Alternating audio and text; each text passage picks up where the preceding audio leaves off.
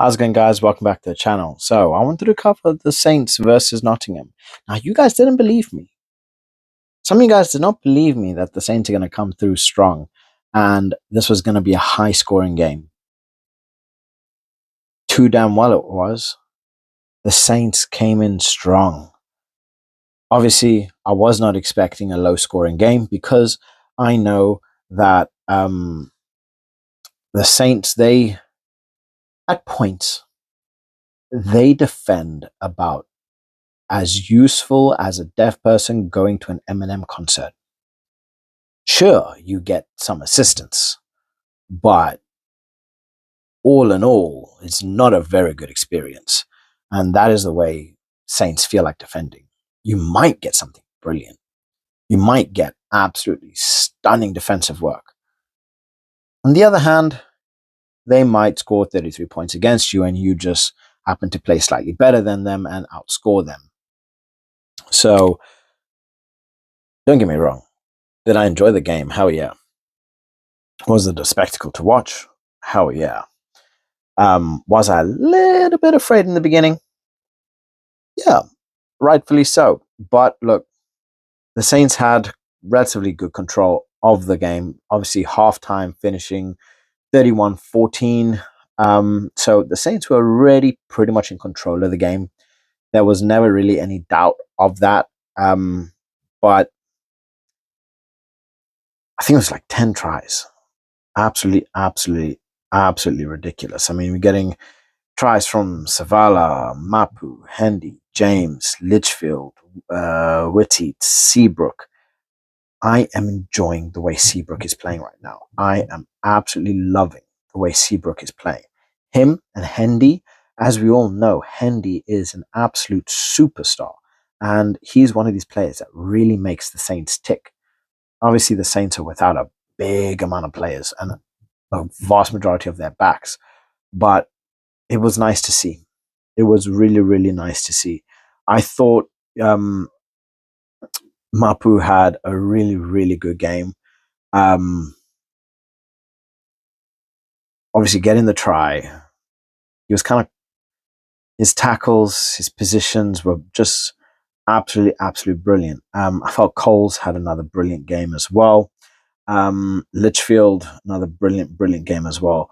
I thought Savala had a pretty good game as well. Come up before being substituted on the 67th minute by Pasco, but it was actually pretty amazing. Now, don't get me wrong, Nottingham, they put up a fight, obviously. So they got tries from Green, Graham, Valentine, Throwful, and then I think it was a penalty try. The guy, I'll say the guy. Nottingham are always they're always very much a banana peel because you never know what might happen with them. Because one week they could come out and absolutely destroy you, and I feel they're very similar in the Saints to that aspect. You don't know which team you're going to get on the day because you might get world beaters where you can put through bloody 30, 40 points past the Saracens, but then next thing you know, you're fighting for relegation because you're getting smashed 50, 60 points to zero. So it's very much that up and down, and that balance needs to be found because that's the only way they're going to be going forward. And the Saints are current champions. They're not exactly doing the best in terms of Premiership rugby. They are through. They are through onto the next stages for the Champions Cup and for the Premiership Cup, which is lovely to see. And I'm hoping that they will continue going on this way because even if they don't necessarily play the best in the Premiership, if they can come away with a win of the Premiership Cup or the Champions Cup, I would say that is a pretty good end to the year. I would say that is a relatively good product for the season. So it wouldn't be a complete waste, especially after coming through as winners. I do think, however, if that group of the Saints playing for the Six Nations continue to play as they did, coming back, they're going to be so pumped. They're going to be so fired up. Freeman is playing some of the best rugby he's ever played. Slight home, he did an absolute job on the wingers of France. And Mitchell, he's just becoming better, stronger, faster. He's so much quicker in terms of his thinking. Same thing with Finn Smith. He had a brilliant game up against France. So having these players developing up against, well, with some of the best players in the world, and then coming back and bringing it to a domestic level, I think that they could really elevate.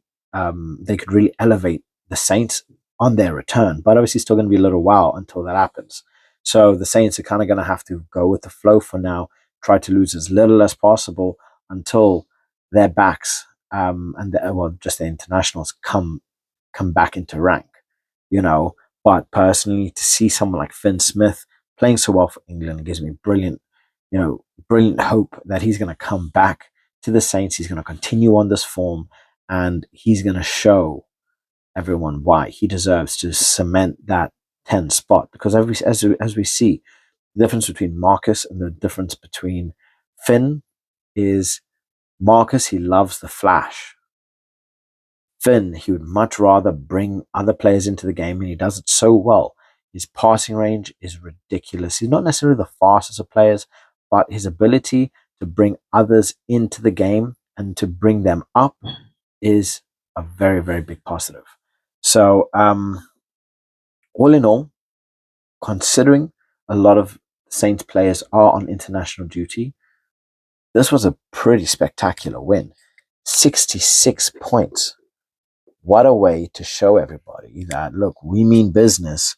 We are not here to play games, and you better respect us, right? Because seeing someone like Seabrook play, and he's been playing really well, Hendy is only getting better by the day. He is only getting better by the day, and he's one of those players that you can definitely see where he is and when he's on the ball. Not necessarily because of his hair color, but because of that I would say essence, that presence that he brings. You always feel like something's going to happen when he is on that ball, and that is something spectacular. That is not something you learn. That is something you have, and that is something that Hendy has. You always know when he's on the ball, something's going to happen. A play's going to break through. Something's going to it's going to work itself out, right? And I am a big, big, big fan of Hendy. So having Hendy then coming back with the likes of Freeman, Slightholm, and so on, I could definitely see with that pump, the Saints are just going to, they're just going to go straight up, and they're going to start working their way through that Premiership ladder, and then you're going to start seeing brilliant performances come through in the Champions Cup, brilliant performances come through in the Premier Cup or Premiership Cup, and who knows, it might just be an up and up from there. But biggest thing that I want, injuries. I want to avoid any and all injuries because that's all it takes. Literally, that is all it takes. Is one injury, one cruciate ligament, poof, career gone, bye bye, bye bye. So, guys, let me know what you guys think in the comment section below in relation to the game. Do you think I played out how it's supposed to be? Do you think the Saints deserved that win? Personally, I feel that they fully deserved that win. But not only that, do you think they're going to make it any further than this? So let me know your thoughts in the comment section below. I'd love to hear from you guys. And as always, please like and subscribe. It really does help my channel grow. And on that note, catch you guys in the next one. Bye.